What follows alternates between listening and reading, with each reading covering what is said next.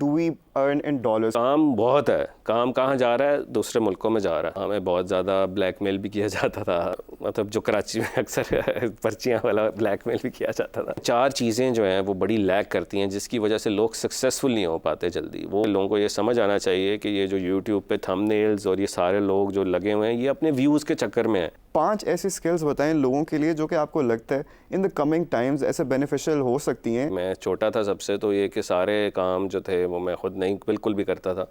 मतलब कुछ भी चाहिए हो तो वो खुद ही करना है बेसिकली। और एक घर में 9 लोग होते थे और एक छोटा सा रूम होता था, इतना ही सही रूम होगा जिसमें सिर्फ बेड थे 3 ज़मीन पर। अस्सलाम वालेकुम लेडीज़ एंड जेंटलमैन, मैं हूं गज़ाल अहमद और आप देख रहे हैं समा मनी। आज हमारे साथ एक ऐसी शख्सियत मौजूद हैं जिन्होंने पाकिस्तान में ई-कॉमर्स की इंडस्ट्री में एक रेवोल्यूशन पैदा की। He leads a community of over 1.3 million people on Facebook. He is the CEO of the Enablers, Mr. Saqib Azhar. अस्सलाम वालेकुम Saqib Sahab, welcome to the show. Saqib, सारी दुनिया तो आपको जानती है as an entrepreneur, as a motivational speaker, as a leader. I am not motivational speaker, लेकिन you do a lot of speeches, तो but who exactly are you as a person? I feel I'm the person who sees the problem and try to fix it. And obviously जो भी problem है उसको जब आप fix करना शुरू करते हैं तो वो एक तहरीक के तौर पे इख्तियार कर जाए, जब बहुत सारे लोग उसके साथ जुड़ना शुरू कर जाएं तो एक एंटरप्रेन्योरशिप में आ जाता है। Then you start scaling and all this. That's how I felt myself. Wasn't born as an entrepreneur, but actually entrepreneur definition is a one who sees the problem and try to fix it and then start creating the impact in the society. आप मुझे बताएं कि how do we earn in dollars, क्योंकि रुपये तो depreciate होता जा रहा है हर दिन, और आजकल की तो ये नेसेसिटी भी बन गई हुई है कि अगर आपकी इनकम हो तो वो डॉलर्स में ही होनी चाहिए। तो how should we do it and why is it important? इस वक्त आप पहले 2 रूट हैं एक इंसान के पाकिस्तान में। एक रूट है कि वो किसी की जब जॉब करता है तो पहले ही स्टार्ट करता है 20,000 30,000 से, फिर इंटर्नशिप के बाद शायद 30-40 हज़ार हो जाती है अगर अच्छा परफॉर्म करता है। फिर यूजुअली जो अच्छी कंपनीज़ हैं वो साल बाद इंक्रीमेंट देती हैं, तो इंक्रीमेंट हो तो आपको एटलीस्ट 40% 30% या 50% भी राइज़ मिल जाए तो 80,000 पे पहुंच जाते हैं आप एक साल में। उसके बाद फिर अगले साल आपका जो है वो सैलरी रिव्यू होना है एंड ऑल दिस। 80,000 में फिर आप फॉर एग्जांपल आपको 40% राइज़ या कुछ मिल जाता है तो 1,30,000 पे पहुंचते हैं आप 2 सालों में, राइट। या बहुत ही अच्छा परफॉर्म कर लिया तो 1.5 लाख में पहुंच जाएंगे 2 सालों के अंदर। फिर ऑब्वियसली तीसरे साल भी ये किसी की जॉब कर रहे हैं, but actually what we encourage is to earn in dollars and also do your own business as well. वो कैसे कि आप देख लें कि $300 जो है वो है इस वक्त 1 लाख रुपया। 1 लाख, बिल्कुल। और 280 पाउंड्स या 290 पाउंड्स जो है वो हैं 1 लाख रुपया। तो स्किल सीखिए, कोई ऐसा स्किल सीखिए और पूरी दुनिया को उसकी अपनी सर्विसेज दीजिए और ऑफ़र कीजिए और उसमें से आप अर्न कीजिए। वो क्या सर्विसेज हैं, क्या स्किल्स हैं। जैसे अगर हम देखें कि इस वक्त जो दुनिया में जो बूस्ट है वो है इंडिया के, अगर हम आईटी इंडस्ट्री को देखें वो है तकरीबन $200 बिलियन की एक्सपोर्ट है। 200 बिलियन एक साल। और बांग्लादेश की है $44 बिलियन एक्सपोर्ट। पाकिस्तान की 3.5 है but likely to hit $8 to $9 billion within some time basically. तो मकसद है कि काम बहुत है। काम कहाँ जा रहा है, दूसरे मुल्कों में जा रहा है। पाकिस्तान में बेसिकली बहुत कम लोग हैं जो कि अच्छी क्वालिटी सर्विसेज दे रहे हैं, यहाँ से एक्सपोर्ट कर रहे हैं। मींस सर्विसेज एक्सपोर्ट मींस अपनी सर्विसेज देना और यहाँ तो आप पाकिस्तान क्या पैसे समझते हैं इसके पीछे वजूहात क्या हैं? क्या गवर्नमेंट सपोर्ट नहीं है, क्योंकि उनकी पॉलिसीज़ भी इतनी बिजनेस फ्रेंडली नहीं है? देखिए ये लैक ऑफ अवेयरनेस बहुत। अभी आपने जैसे बात की कि हमारे इस वक्त 13 लाख या 17 लाख लोग हैं, 2 ग्रुप्स हैं हमारे, 17 लाख लोग हैं। जो भी स्किल सीखता है उसको एटलीस्ट हमारा ज़रूर पता है अनफॉर्चुनेटली। तो 17 लाख लोग वर्सेस 12 से 13 करोड़ यूथ है, राइट। तो ये तो हम तो अभी तो 0.1% लोगों को भी नहीं अवेयरनेस कर सके। ये तो शायद हम लाहौर, कराची, इस्लामाबाद बड़े शहरों में बैठे हैं। आप चले जाएँ बलूचिस्तान वाली साइड पे चले जाएँ, KP के वाली साइड पे चले जाएँ, पंजाब के रूरल एरियाज़ में चले जाएँ, इंटीरियर सिंध में चले जाएँ, they hardly had a clue what is actually happening. मैं विज़िट किए, सक्खर विज़िट किया मैंने, टंडुवाला यार विज़िट किया। आई वाज शॉक्ड बेसिकली कि जिस तरह से वहाँ पर लोग डिग्रीज करके बैठे हुए हैं और they hardly had any clue what is actually it's all about. इस वक्त 6 लाख लोग जो हैं एक साल में डिग्री करते हैं पाकिस्तान में, पंजाब में, और उसमें से कितने लोग जो हैं वो जॉब्स ले पाते हैं। मैं नहीं कह रहा, HEC कह रही है, HEC कह रही है कि 1.2% या 1.5% लोग जॉब्स ले पाते हैं, बाकी सारे अनएम्प्लॉयड है। They hardly take anything basically out of it.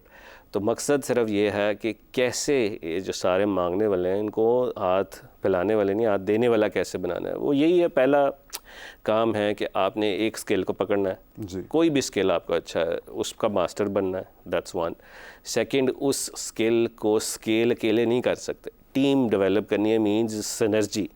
जो एनर्जी तो है वो तो आपके अंदर है, बट एक से ज़्यादा लोग जब मिलेंगे तो सिनर्जी होगी। तो 2 लोग मिलेंगे या 3 लोग मिलेंगे आपस में एक दूसरे के साथ, वो दोस्तियां ये हों अब जो कि सिर्फ बिजनेसेस की बात करें, स्किल्स की बात करें, ऐसे दोस्त हों।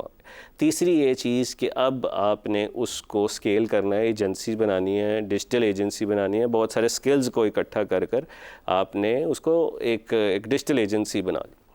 चौथी ये चीज़ कि सारी ज़िंदगी भी फ्रीलांसर और सर्विसेज नहीं देते रहना, अपना डिजिटल एसेट भी बनाना है, अपनी प्रोडक्ट भी डेवलप करनी है। जब भी आप दुनिया में कोई भी चीज़ जो आप देख लें, उबर है, कोई भी ऐसी चीज़ है जो कि बेसिकली अपनी प्रोडक्ट से फेम लेते हैं, अपनी प्रोडक्ट्स डेवलप करते हैं, एसेट बनाते हैं, तो ही आगे जाके they become millionaire and all this. For those who don't know, उनके लिए थोड़े से ये टर्म डिजिटल एसेट को ज़रा प्लीज़ इलाबोरेट कर दें। डिजिटल एसेट जैसे फॉर इंस्टेंस यूट्यूब चैनल है जी। किसी का, they own it, that's their digital asset, means वो उनकी ओनरशिप है, दैट्स देयर प्रोडक्ट। जैसे अगर कोई टूल है, फॉर इंस्टेंस आप AI का टूल है, दैट्स देयर एसेट।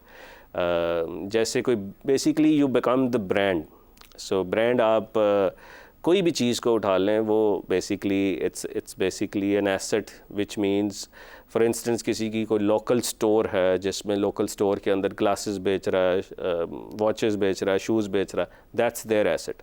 पाकिस्तान की ई-कॉमर्स मार्केट इस वक्त बहुत ज़्यादा हैवीली ग्रो कर रही है। 2008 में ये 18 में ये $1 बिलियन की थी, आज इसकी मार्केट के साइज़ हो चुका है तकरीबन $8 बिलियन। तो इसका मतलब है कि people are really going towards by buying this. तो अपने लोकल ई-कॉमर्स स्टोर पे, बहुत सारी फिज़िकल स्टोर्स पे आप देख लें कि लोग जब जाते हैं वो ऑनलाइन भी अब बहुत ज़्यादा बाय करते हैं। तो ऑनलाइन स्टोर पे किस तरह से आप एसेट बना लें। So this is kind of culture we need कि लोगों को अपने एसेट डेवलपमेंट की तरफ आना होगा, and that's really very much lacking at the moment due to the lack of direction, due to the lack of I would say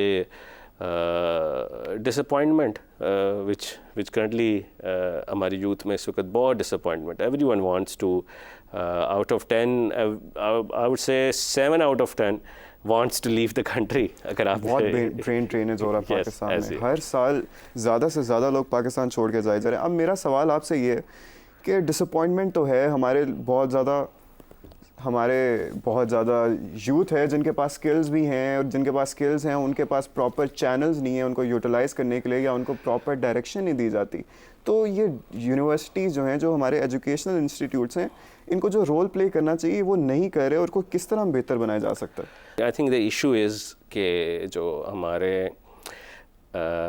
हमारा एतराज़ है कि इस वक्त जो enablers, I hope I can say the name, but enablers का purpose है कि ऐसे लोग पढ़ाने वाले हों, ई-कॉमर्स पढ़ाएं जो इन्होंने ख़ुद पहले ई-कॉमर्स में कामयाबी हासिल की है। ऐसे लोग आपसे नॉलेज शेयर करें, सर्विस प्रोवाइडर हैं जो सक्सेसफुल, वही सर्विस प्रोवाइडर को पढ़ाएं। बेसिकली वो पढ़ाएं नहीं, अपना एक्सपीरियंस शेयर करें, केस स्टडीज़ शेयर करें। बट अनफॉर्चुनेटली जो डिग्रीज़ पढ़ाई जाती हैं उसमें जो टीचर्स हैं, जो लोग हैं, they have not done business in their whole life, but they are teaching MBA, they are teaching business. तो कैसे आप किसी को बता रहे हैं कि बिज़नेस की डिग्री पढ़ा रहे हैं और ख़ुद बिज़नेस कभी किया ही नहीं, तो फिर वो तो थ्योरेटिकल है सारा कुछ। सो मकसद है कि सारी चीज़ों को प्रैक्टिकल, हैंड्स ऑन, ये सारा कुछ लेकर आना होगा। अगर आप जापान का मॉडल देखें, जापान के मॉडल के अंदर आपको बुक्स शायद ही बुक्स रीडिंग या तो करवाई जाती है, लेकिन बुक्स रीडिंग के अंदर कोई असाइनमेंट्स दी जाती हैं कि आपने आपका एग्ज़ाम होगा। एग्ज़ाम्स उनके होते हैं कि बिज़नेस करना है, आपने बिज़नेस करना है 6 महीने, और 6 महीने बाद आपने देखना है कि आपने किस तरह से फ़ंड्स कलेक्ट करने हैं, VC फ़ंड्स किस तरह से कलेक्ट करने हैं। यहाँ पे आप डिग्रीज़ करके जो निकलते हैं, कभी इनसे आप कोई क्वेश्चन पूछ लें कि VC फंड्स क्या होता है, स्टार्टअप क्या होता है। यहाँ पे तो स्टार्टअप का किसी को आइडिया ही नहीं है कि होता क्या यहाँ है। पे बस ये है कि हमने दुकान खोल दी, स्टार्टअप हो गया। बिल्कुल, वो उसको ये स्टार्टअप समझते हैं कि हमने कोई भी नया कारोबार किया, that's a startup, basically that's how they feel. तो मकसद है कि यूनिवर्सिटी का लिंक जो है वो होना, एकेडेमिया का लिंक होना चाहिए इंडस्ट्री से। ये इस वक्त बड़ा लैक है कि इंडस्ट्री एक्सपर्ट्स जो हैं वो आने चाहिए एकेडेमिया के अंदर अपना एक्सपीरियंस शेयर करने के लिए, वो ही कुछ सब्जेक्ट्स को लीड करने चाहिए, और टेक्नोलॉजी पार्क्स को लिंक करना होगा यूनिवर्सिटी के साथ साथ वहीं पर कंपनीज़ भी क्रिएट कर रहे हैं लोग, वहीं पर पढ़ भी रहे हैं, डिग्रीज़ भी कर रहे हैं, और साथ साथ एक दूसरे के साथ मर्ज हो रहे हैं। तो ये आप देख लें कि ये तो फिर हम बड़े शहरों में बैठे हैं, लेकिन आप छोटे शहरों में कभी चले जाएं, वहाँ देख लें कि क्या हो रहा है। यू विल बी शॉक्ड कि वो ही पुरानी ज़माने की लैंग्वेज पढ़ाई जा रही है, असम्बली लैंग्वेज, जो कि जिसका कोई यूजेज ही नहीं है अब। मैं ख़ुद डेवलपर रहा, मैंने बैचलर्स कंप्यूटर साइंस में किया। जो मैंने आज से 10-15-20 साल पहले जो भी किया, वो आज भी वही पढ़ाया जा रहा है, आज भी वही है। तो मतलब ये दुनिया तो कहाँ चली गई है, और आप अभी भी वही पढ़ा रहे हैं। तो ये जिस तरीके से टेक्नोलॉजी मूवमेंट चल रही है, आर्टिफिशियल इंटेलिजेंस जिसका दौर है, ये सारों को अपनी टेक्नोलॉजी के अंदर कंपलसरी कर देना चाहिए कि सारी डिग्रीज़ के अंदर ये साथ साथ यूटिलाइजेशन इसकी कैसे करनी है, किस तरह से ग्रो करना है। बट अनफॉर्चुनेटली हम सिर्फ़ और सिर्फ वो रसीदें दे रहे हैं इन्हें कि ये आप पैसे पकड़ें और रसीदें लें। तो बट मैं कंप्लेन नहीं करूँगा, because we are working towards as well that how we can fix this. Because आपके माशाल्लाह स्कूल ऑफ एनेबलर्स कितनी 12 ब्रांचेस हो गई हैं overall in Pakistan? We have 12 branches. तो वो मुझे बताएं कि how exactly does your institute differ from the typical schooling we get to see in Pakistan? Well, School of Enablers का पर्पस है character building. It's not about grading building, it's about कि आपने बच्चे का करेक्टर कैसे develop करना है, बच्चे को किस तरह की एक्टिविटीज़ देनी है, बच्चे को कैसे बताना है कि उनके रोल मॉडल्स कौन थे, ना कि मिस्टर चिप्स उनका रोल मॉडल था जो कि वो बुक्स में अभी भी है। तो मकसद है कि सहाबा का क्या रोल था, मुस्लिम साइंटिस्ट का क्या रोल था, क्या क्या पाकिस्तान या मुसलमानों ने फतवाहत हासिल की थ्रू आउट द हिस्ट्री। एक बहुत हिस्ट्री है, तो ये चीज़ें बच्चों को पता होनी चाहिए। बच्चों को ये पता होना चाहिए कि उनकी एक्टिविटी है कि सदका बॉक्स के अंदर सदका कलेक्ट करके जो मुस्तहिक लोग हैं उनको कैसे देना है, ना कि हैलोवीन आपने मनाना है, ना कि आपने जो है एक डिफरेंट टाइप्स की एक्टिविटी करनी है। ये बच्चों को ये बताना है कि शुक्रिया किस तरह से अदा करना है हर एक छोटी चीज़ का। जापान में लाइन मैन तक का शुक्रिया अदा किया जाता है जो घर में आपके बिजली की तारें लगाता है, तो ये भी बताया जाता है। तो हर चीज़ में ग्रेटिट्यूड लेवल किस तरह से लाना, हर चीज़ में वैल्यू किस तरह से डालनी है। ये बच्चे को पता हो कि झूठ बोलना एक बहुत बड़ा गुनाह, राइट। 10 साल बाद जब बच्चे निकले उनको पता हो, तो बच्चे को करेक्टर बिल्डिंग के लिए ये सिरप नहीं है, ये टेक्स बेसिकली कोई एक डेकेड्स लगती है एक नेशन बिल्डिंग में। तो we are trying our best, we feel कि this was missing, lacking in Pakistan. And education भी साथ साथ ज़रूरी है, लेकिन तालीम के साथ तरबियत और करेक्टर बिल्डिंग बहुत इंपॉर्टेंट है कि बच्चा स्कूल से ही जो अपनी बेस तैयार करता है, शुरू से जो आदतें होती हैं वो सारी ज़िंदगी रहती हैं। तो वो आदतों को किस तरह से डेवलप किया जाए ताकि वो सारी ज़िंदगी जो है वो रहें। लेकिन इसके साथ साथ पेरेंट्स का भी रोल है, ना कि सिर्फ स्कूल आएँ और घर जाएँ तो वो घर एक अलग माहौल है, तो वो बच्चा फिर समझेगा कि वो सही है कि ये सही है। They can't distinguish between two. तो ऐसी क्या सॉफ्ट स्किल्स हैं, ऐसे क्या फंडामेंटल्स हैं जो आपको लगता है कि आप जो अपने स्कूल में भी इम्प्लीमेंट कर रहे हैं और बाकी हमारे इंस्टीट्यूशंस में भी होने चाहिए, जो कि हमारे यूथ को, हमारे बच्चों को ओवरऑल इन द फ्यूचर अपनी सारी ज़िंदगी जो भी वो करियर फील्ड अपनाना चाहें उसमें उनकी मदद करें? आई थिंक बेसिकली बच्चों को बहुत ज़रूरी है जो इनके जो कॉन्फिडेंस लेवल, जो प्रेजेंटेशन स्किल्स होते हैं वो बहुत लैक करते हैं। क्योंकि मैं खुद एक ऐसे बहुत ही मुझे याद है शायद 100 रुपया या 200 रुपया फ़ीस थी। तो आई रिमेंबर के what issues I had is के बच्चों को एक अलग स्टूडेंट काउंसलिंग की ज़रूरत होती है, जहाँ पर आप देखेंगे अगर 15-20 बच्चे हैं तो उनकी किस तरह से आपने इन टर्म्स ऑफ अंडरस्टैंड करना है कि किस चीज़ में वो लैक है। तो व्हाट आई फील इज़ कि बच्चों को सिर्फ एक क्लास में जो एक सबक दिए जाते हैं उसकी हद तक ना रखा जाए। नई नई टेक्निक्स, नई नई टेक्नोलॉजी आ रही हैं पूरी दुनिया में, वो साथ साथ सिखाई जाएँ कि बच्चों की अब सिर्फ और सिर्फ एजुकेशन की हद तक हम नहीं उसको फोकस रखना चाहते। तो इट्स ऑल अबाउट कि मैं ओबियसली तनकीद नहीं किसी पे करना चाहूँगा कि क्या मिसिंग है उन स्कूल्स में। नहीं, आप कर सकते हैं, आप करें। बट द पर्पज़ इज़ कि कैसे हम इन चीज़ों को फिक्स कर सकें, बच्चों को एक ऐसे इन्वायरमेंट में ग्रो करें जहाँ बेसिकली टेक्नोलॉजी की बात भी हो रही है, जहाँ दुनिया जा रही है, तरबियत की बात भी हो रही है और एजुकेशन भी साथ साथ ले रहे हैं। इसके साथ साथ वी आल्सो इनकरेज कि पेरेंट्स की भी हेल्प की जाए तरबिया करने में। तो we do regular sessions with parents as well, जहाँ पर ना कि सिर्फ बच्चों के साथ किया जाए बट पेरेंट्स को भी साथ साथ सिखाया जाए कि अगर 7 साल का बच्चा आपकी बात नहीं मान रहा तो क्या करना चाहिए, 10 साल का बच्चा नहीं मान रहा आपकी बात तो क्या करना है, 15 साल का नहीं मान रहा तो क्या करना है। तो ये सिनेरियो बेस्ड एनवायरनमेंट उनको प्रोवाइड किया जाए जिससे वो लर्न कर सकें, काउंसलिंग ले सकें। क्योंकि आजकल की जो टीचर्स हैं वो बेसिकली टीचर्स जो हैं उनकी तो अपनी उम्र 25-30 साल है, तो और वो भी यूजली अनमैरिड होती हैं अक्सर। तो वो जब उन्होंने बच्चे आज तक उनके नहीं अभी तक हुए तो वो कैसे उस चीज़ को फ़ील कर सकती है। तो इसलिए ऐसे काउंसलर्स को बुलाया जाता है जो कि अपने एक्सपीरियंस के साथ बता सकें कि किस तरह से एक डिफरेंट टाइप्स के बच्चों को कैसे मैनेज करना है जो डिफरेंट एज बैकग्राउंड से। हमारे एजुकेशन सिस्टम्स में ये चीज़ तो वाकई बहुत लैक करती है। स्कूल्स में, कॉलेजेस में, यूनिवर्सिटीज़ में, जो भी इंस्टीट्यूशन हो वहाँ पे proper counselling centres, career counselling centres तो होने ही चाहिए। साहब ने ये तो बहुत अच्छी बात की और हम जानते भी हैं कि it wasn't always this way. You come from humble beginnings और आपने माशाल्लाह एक बहुत बड़ी जर्नी की है, उसके बाद जाके आप इस मकाम पे पहुँचे। तो इस सब के पीछे क्या ड्राइविंग फैक्टर था? Well, actually, I had a knowledge. I was successful in my own field. I was an e-commerce seller, and I did so many launches and all those as well. But that was all based in England. तो फिर I moved back in 2018.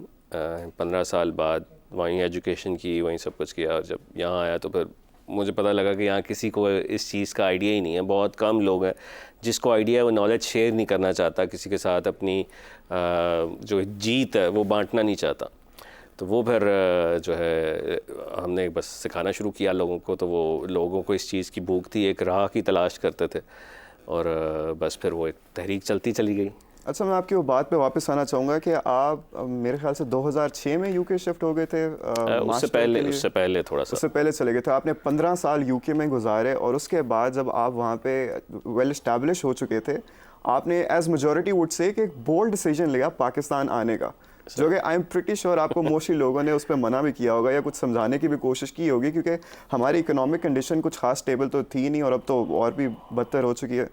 तो उस decision के पीछे आपका क्या सोच थी? वेल एक्चुअली मैं समझता हूँ कि पैसा और शोहरत और ये सारी चीज़ें मिल जाती हैं, लेकिन जो फैमिली कल्चर और जो पेरेंट्स हैं वो शायद कहीं नहीं मिल पाते और उसका रिप्लेसेबल नहीं है। तो वो कहते हैं, वो इधर ही थे और वो कहीं मूव नहीं करना चाहते थे। तो यही था कि बस इससे आगे जो है सब कुछ जो I wanted I had it, so now it's time to move back to live with the parents basically. So ये मेन मोटिवेशन था।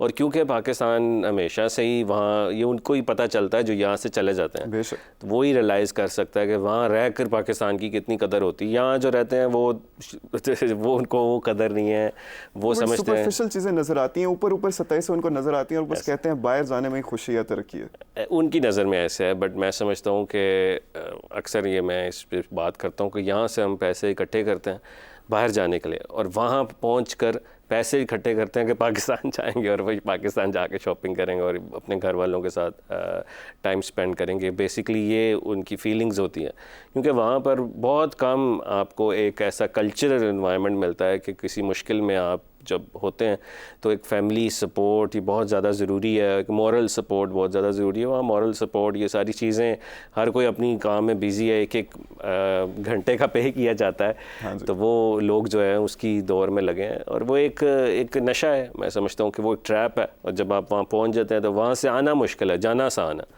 तो दैट्स हाउ इट इज़। आपने पहले अपनी बैचलर्स की डिग्री के बाद एक इंटर्नशिप स्टार्ट की जो कि मेरे ख्याल से 2000 आपको उस टाइम पे करती थी। तो उसके बाद आपका जो यूके जाने वाला फ़ैसला था, उसमें बिकॉज़ मिडिल क्लास लोगों के लिए बहुत मुश्किल होता है अपने अपने मुल्क को छोड़कर बाहर जाना, तो वो कितना चैलेंजिंग था आपके लिए? बहुत बहुत चैलेंजिंग था उस टाइम। तो ओबियसली आपको उस टाइम रूल्स ये होते थे कि आपको अपने अकाउंट में भी बैंक स्टेटमेंट नहीं शो करनी होती थी। आजकल तो ये रूल्स हैं कि अपने अकाउंट में हो, but I had to ask from several relatives, several friends and all this. तो फिर उनकी बेसिस पे बैंक स्टेटमेंट्स यूज़ कर जो है वो मैं बाहर गया। और किसी न किसी तरह से कुछ वालिद साहब की कुछ चीज़ें थी वो सेल आउट की उन्होंने, और फिर वो फ़ीस जो है वो यूनिवर्सिटी की पे की गई। तो फिर उस हिसाब से किसी तरह से बाहर चला गया, और फिर वहीं जाकर खाना पीना फिर सारा और वो रहना अपना ही था। पहले 2-3 साल आपके गुजरे वहाँ पे, उसके बारे में कुछ बताएं, क्योंकि उन्हीं ने तो आपकी पूरी जर्नी को पुश स्टार्ट किया था। वेल ऐसे था कि मतलब घर में क्योंकि मैं छोटा था सबसे, तो ये कि सारे काम जो थे वो मैं ख़ुद नहीं बिल्कुल भी करता था। तो वहाँ पर था कि जब मैं मतलब कुछ भी चाहिए हो तो वो खुद ही करना है बेसिकली। और एक घर में 9 लोग होते थे और एक छोटा सा रूम होता था, इतना ही सही रूम होगा जिसमें सिर्फ बेड थे 3 ज़मीन पर, और वहाँ पर 3 लोगों के साथ सोना है। और वो भी एक कोई कहाँ से है, कोई कहाँ से है, और बाकी रूम्स वाले कहाँ से। और सुबह उठना है तो वॉशरूम के लिए लाइन लगी हुई है, वो भी नहीं आप जा सकते। उसके बाद फिर खाना खाना है, वो कहाँ से खाना है, तो वो भी बाहर से खाना है। तो यानी कि एक बहुत टफ लाइफ थी, और एक ऐसी चीज़ थी कि किधर आ गए अब बेसिकली, कहाँ से कहाँ छोड़कर। क्योंकि England is not an easy place to survive, क्योंकि वहाँ पे बिल्स और ये सारी चीज़ें। तो बस बेसिकली फिर यूनिवर्सिटी की डिग्री शुरू हुई, और फिर साथ साथ मुझे एक जॉब मिल गई जो कि एक फूड की शॉप थी, बर्गर किंग टाइप जगह थी। तो वहाँ पर बेसिकली मैंने काम शुरू कर दिया कि सुबह मैं वहाँ पर टिल पे लोगों को बर्गर सर्व करता था, और रात को मैं डिग्री के लिए क्लास लेने आता था दूसरे शहर में। तो एक यानी कि यहाँ से जितना फैसलाबाद, लाहौर से फैसलाबाद है, इतना डेली का मेरा कम्यूट था 2-3 घंटे। और वहाँ से फिर वापस आना, और फिर आकर यहाँ पे पढ़ना, फिर रात को आना, फिर अपनी तैयारी करना, फिर सुबह चले जाना। सो ये एक मशीन लाइफ थी। और फिर ऑब्वियसली ये पहले 1-2 साल ऐसे ही रहा। तो साकिब, वापस आते हैं फ्रीलांसिंग पे। जब आपने इनेबलर स्टार्ट किया था बैक इन 2018, जो कि मैं कहूँगा जो कि इट्सेल्फ एक बहुत बोल्ड डिसीजन था आपका, एक तो पाकिस्तान वापस आना, और दूसरा ऐसी इकोनॉमिक कंडीशंस में आके एक कंपनी को all the way from scratch start करना। तो वो कौन से चैलेंजेस आपको फेस है, और कैसा फीडबैक मिला जब आपने ये स्टार्ट किया था? वेल चैलेंजेस तो बहुत हैं यहाँ पर, अभी भी बहुत ज़्यादा चैलेंजेस हैं। हमें बहुत ज़्यादा ब्लैकमेल भी किया जाता था, बहुत ज़्यादा तंग किया जाता था। किस तरह का ब्लैकमेल? मतलब जो कराची में अक्सर पर्चियाँ वाला ब्लैकमेल भी किया जाता था, लेकिन बस वो ऐसा था कि हम कहते थे किधर फंस गए बेसिकली, जहाँ पर हमें आकर तो ये चीज़ें। कभी आपको वो रिग्रेट हुआ वापस आने का? रिग्रेट शुरू में बहुत ज़्यादा था, रिग्रेट था 2018-19 में तो रिग्रेट रहा था कि किधर आ गए, किधर फंस गए। क्योंकि सारे शुरू में कहते थे फ्रॉड है सारा कुछ, जो कि अभी तक कहते हैं। अभी तक बहुत सारे लोगों में हमने देखते हैं कि मिसकंसेप्शन अभी भी ऐसे है। अभी 2023 में आकर भी ये कहते हैं कि ऑनलाइन ये सारा कुछ फ्रॉड है, बट वो 2018-19 में जब सारी नई चीज़ें थी तो वो लोग समझते थे क्या एजुकेशन दे रहे हैं या बता रहे हैं, हम स्किल सिखा रहे हैं, तो उसको वो फ्रॉड कहते थे। तो वो हम कहते थे किधर फंस गए, हमें अच्छा था कि अपना ही लगे रहते, किधर आ गए। तो फिर जब लोग अटैच इतने ज़्यादा हो गए, इतनी ज़्यादा डिपेंडेंसी हो गई, तो फिर we just kept going. We feel के शुरू में ये आते हैं, काउंसलिंग ली गई कि क्या करना चाहिए, छोड़ देना चाहिए, लेकिन we didn't leave it and we just continuously going. And then covid आ गया, एंड देन कोविड में फिर लोगों के पास सिर्फ यही ऑप्शन थी, उसमें we scaled really massively. And then we decided कि let's keep going, and then we launch schools, colleges, IT company, software house हमने लॉन्च किया कराची में, लाहौर में। And then we keep moving basically by launching few coworking spaces, जिसमें लोगों को एक साथ इकट्ठा किया, कोलैबोरेशन कल्चर बनाया। तो जब लाखों लोग जुड़ गए साथ, तो वो एक बड़ी मोटिवेशन थी कि कैसे हम मज़ीद चीज़ों को इम्प्रूव करते जाएं। क्योंकि अभी सिर्फ 5 साल हुए हैं, दैन जिस पहले दिन से हम कंपेयर करते हैं तो हमने सिस्टम्स डेवलपमेंट पे काम की कि कैसे सिस्टम्स डेवलप किए जाए, ना कि सिर्फ मेरे पे या 1-2 और लोगों पे डिपेंडेंट रहे लोग, इंडिविजुअल ड्रिवन ऑर्गेनाइजेशन नहीं, उसको फोकस किया, इसको सिस्टम्स ड्रिवन ऑर्गेनाइजेशंस बनाया और उस सिस्टम्स की बुनियाद पर basically I feel that's our success. आपने रादर दूसरों को एम्पावर करने की वो पूरी तहरीक चलाई ताकि लोग खुद अपने दम पर खड़े होकर पैसे बना सकें। तो वही मेरा सवाल था आपसे कि जब आपने ये इनिशियली स्टार्ट किया तो फर्स्ट बैच में कितने लोग आए और उसके बाद अब आप ओवरऑल कितने लोगों को ट्रेन कर रहे हैं, कितने आपके इंस्टीट्यूशंस हैं? वेल, फर्स्ट बैच में शायद 6-7 लोग थे और कोई 20-25 लोग थे हमारे पहले सेमिनार में। वो भी कुछ दोस्त थे मेरे बीच में क्योंकि उनको ही कहा था आ जाए। तो आज हमारे कोई 25-30 हैं कैंपसेस पाकिस्तान में जो कि ई कॉमर्स और स्किल सिखाते हैं। 12 स्कूल्स हैं, 2 कॉलेजेस हैं एंड इस तरह से कुछ चीज़ें जो कि चल रही हैं साथ साथ।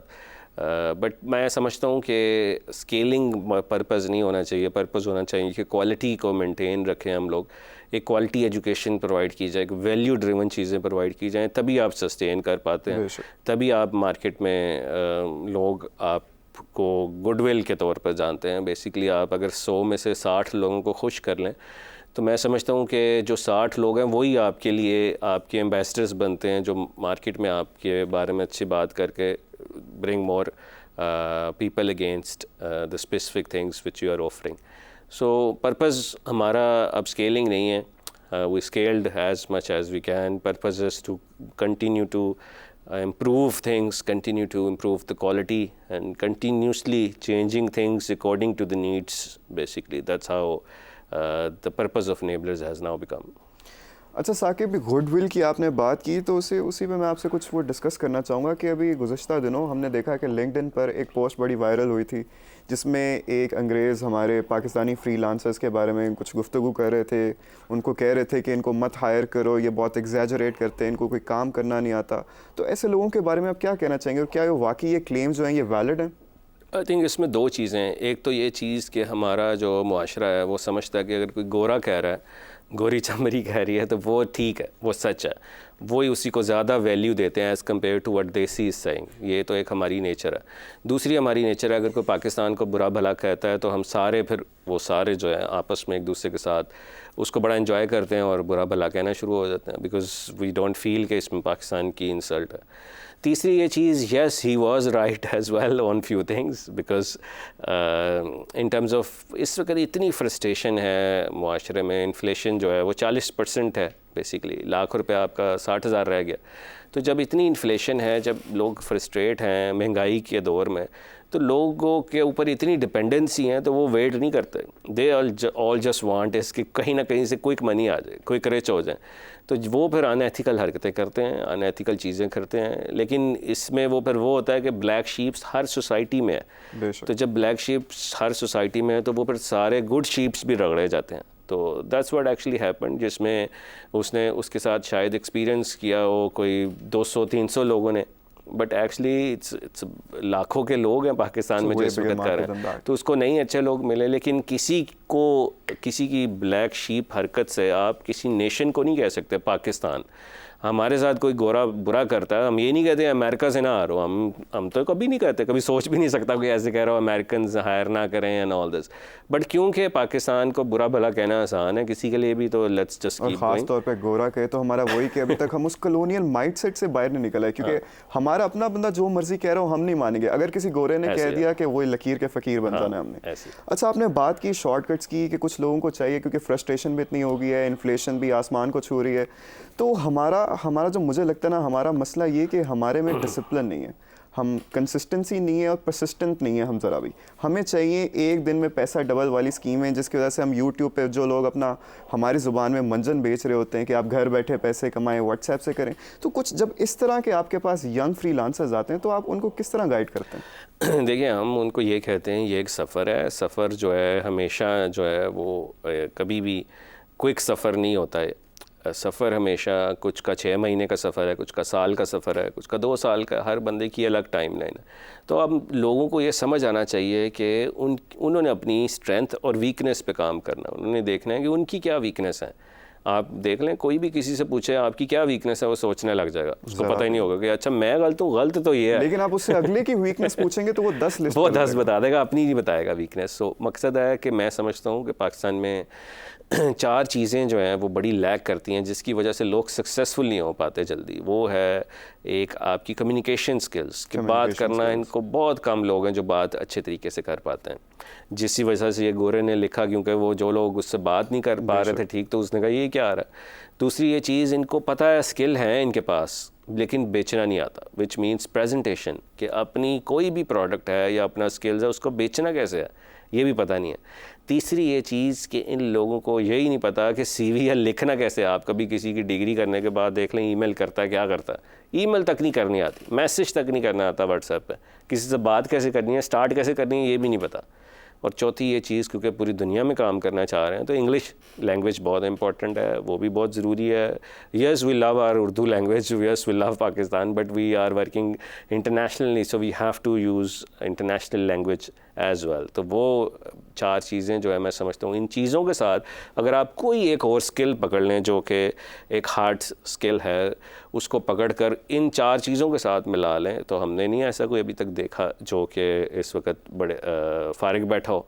हमारा सक्सेस रेट में हमने हमेशा देखा है कि ये 4 चीज़ें उसमें मौजूद हैं, और जो फेल बंदा हुआ है, जो नहीं कर पाया, जो कंसिस्टेंट नहीं रहा, वो इन 4 चीज़ों को लैक करता है। तो ये चीज़ें बहुत ज़रूरी हैं। और कंसिस्टेंसी इसलिए कि मैं समझता हूँ कि लोगों को ये समझ आना चाहिए कि ये जो यूट्यूब पे थंबनेल्स और ये सारे लोग जो लगे हुए हैं, ये अपने व्यूज़ के चक्कर में हैं। बहुत सारे लोग ये समझते हैं कि जी ये सच है, कि कोई भी ऐसा नहीं है कि घर बैठे कुछ ना करके पैसे कमाएं, मतलब earn money with in 1 month, earn money with in 5 days और समथिंग, करोड़पति बने। ये सारी चीज़ें एक हाइप का शिकार होती हैं, सारे व्यूज़ के लिए लोग करते हैं, क्योंकि मोनेटाइजेशन स्टार्ट कर दी हुई है फेसबुक ने, यूट्यूब ने। जब तक ऐसे आप थंब्स नहीं बनाते तो उसको क्लिक नहीं किया जाता, और वो फिर उससे वो पैसे बनाते हैं। तो ऐसा है नहीं कोई, लेकिन अनफॉर्चुनेटली फिर जब ये चीज़ें होती हैं तो वो फिर जो सही काम कर रहे होते हैं वो भी रगड़े जाते हैं बीच में, सारे ही ऐसे हैं, सारे। अभी कोई एक सियासतदान गलती करता है तो वो सारे कहते हैं सारे ही ऐसे हैं। इसी तरह से कोई अगर इसमें ऐसी चीज़ें कर रहा होता है तो वो फिर सारी ऐसे, तो लोगों का फिर ट्रस्ट, जो अच्छे लोग होते हैं उनका ट्रस्ट भी फिर इससे लैक करता है।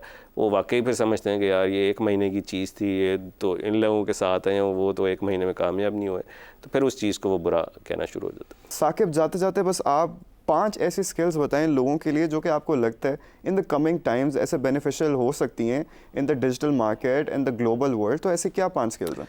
देखिए, सबसे पहले तो डिजिटल मार्केटिंग आप ज़रूर सीखें। डिजिटल मार्केटिंग बेसिकली इस वक्त 8 अरब लोग हैं पूरी दुनिया में, और 8 अरब में से 6.5 अरब लोग हैं जो सोशल मीडिया और डिजिटल प्लेटफॉर्म्स यूज़ करते हैं। तो ये है कि आपके पास कोई भी प्रोडक्ट है, आप इनको टारगेट कर सकते हैं। प्रोडक्ट मीन्स कि सर्विसेज भी प्रोडक्ट है। अगर आपको कुछ भी आता है, ई-कॉमर्स आती है, SEO आता है, आपको डिज़ाइन आता है, कुछ भी आता है, वो आप बेसिकली कैसे दुनिया में कर सकते हैं। दूसरा, बेचना सीखना होगा, कि यू नीड टू अंडरस्टैंड कि how to sell without selling. ये नहीं कहना हायर मी, राइट। बहुत सारे लोग कहते हैं हमने डिग्री किया, हायर मी, या मैंने स्किल सीखा है, hire me. There are ways to get hired, there are ways to basically win projects, that's how it is. तो ये सीखना होगा, ये स्किल है। तीसरा कि इमोशंस को कंट्रोल करना, ये एक बहुत बड़ा आर्ट है। हम जो इमोशंस हैं, असल जो लोग हैं वो गुस्से में आ जाते हैं, इमोशनली फ़ैसला कर लेते हैं। तो अपनी देखेंगे इमोशनल इंटेलिजेंस पे कैसे। हमारे माशरे में ज़्यादातर हम देखते हैं फोकस भी ज़्यादा IQ पे किया जाता है, EQ पे फोकस भी नहीं करते ऐसे बिल्कुल, क्योंकि असल जो गलतियाँ होती हैं वो इमोशनल नहीं होती हैं इंसान की। तो ये इमोशनल बहुत ज़रूरी है। चौथी चीज़ के artificial intelligence we have to learn, everyone have to learn, because after few years only those people will be able to survive जो कि आर्टिफिशियल इंटेलिजेंस को जानते हैं। क्योंकि एक बच्चा अगर आपकी एम्प्लॉयमेंट में है या बिज़नेस कर रहा है, वो 2 घंटे में काम कर लेता है आर्टिफिशियल इंटेलिजेंस को यूज़ करते हुए, और दूसरा जिसको नहीं AI आती वो 8 घंटे में कर रहा है। तो कौन प्रेफर किया जाएगा? वही जो कि इफेक्टिवली चीज़ों को जल्दी कर रहा है और अच्छे तरीके से कर रहा है। तो AI is very important basically. और साकिब, आखिरी सवाल मेरा आपसे ये कि कुछ चंद ऐसे प्लेटफॉर्म्स बता दें जिन पे डिमांड ज़्यादा है और कंपटीशन कम। डिपेंड्स। देखें, डिमांड जो मैं तो समझता हूँ कि कंपटीशन हो तो अच्छी बात है, क्योंकि people are basically everyone wants to hire from there, क्योंकि इसलिए लोग वहाँ पर ज़्यादा हैं। तो competition is a good thing and it's a healthy thing. सिर्फ और सिर्फ अगर आप अपनी क्वालिटी और वैल्यू पे फोकस्ड करें तो कोई भी ऐसा प्लेटफॉर्म नहीं है जहाँ से आप ना ले सकें। लेकिन आप कोई ये नहीं कह सकते अच्छा यार ABC पे जाएं और वहाँ आपको कंपटीशन काम है, वहाँ आपको काम मिल जाएगा, ऐसा नहीं होता। वहाँ अगर आपको वैल्यू और आपकी क्वालिटी अच्छी नहीं है, आपको प्रेजेंट करना नहीं आता, वहाँ भी नहीं मिलेगा। तो मकसद है कि ये जो स्किल्स की बात की 4, कम्युनिकेशन, प्रेजेंटेशन, इंग्लिश, राइटिंग, इसके साथ दूसरा स्किल आपका मौजूद हो, अगर आपको ये है तो कोई भी ऐसा प्लेटफॉर्म नहीं है जहाँ आप ये ना हासिल कर सकें। मैंने अपने जो भी इनेबलर्स की हिस्ट्री में है ऐसा नहीं देखा जिसके पास ये चीज़ों के साथ ये एक और स्किल है जो वो बेच रहा है और ये 4 स्किल हैं वो फारिग बैठा हो, अभी तक हमें नहीं मिला। हमारा जो सक्सेस रेट है इस वक्त और कंसिस्टेंसी पे कि जो बंदा 1 साल तक इनेबलर्स की कोवर्किंग स्पेस में रहता है वो कोई भी ऐसा बंदा नहीं है जो अपने पाँव पे खड़ा ना हो, 1 साल तक रहता है। तो मकसद है कि सिर्फ आप अगर 6 महीने से 1 साल तक जुड़े रहें, लगे रहें लाइक माइंडेड लोगों के साथ, तो you definitely will get something out of it. So thank you very much Saqib for joining us today. It was truly an honor hosting you और मुझे आपकी बातें सुनकर, आपकी जर्नी, आपके डिसीजन सब कुछ सुनकर बहुत कुछ सीखने को मिला और मैं उम्मीद करता हूँ कि आप लोगों ने भी बहुत कुछ सीखा होगा। याद रखिएगा, कामयाब वही होता है जो लगा रहे, डटा रहे। तो आप भी लगे रहें और देखते रहें समा मनी। मिलते हैं आपके साथ अगली एपिसोड में।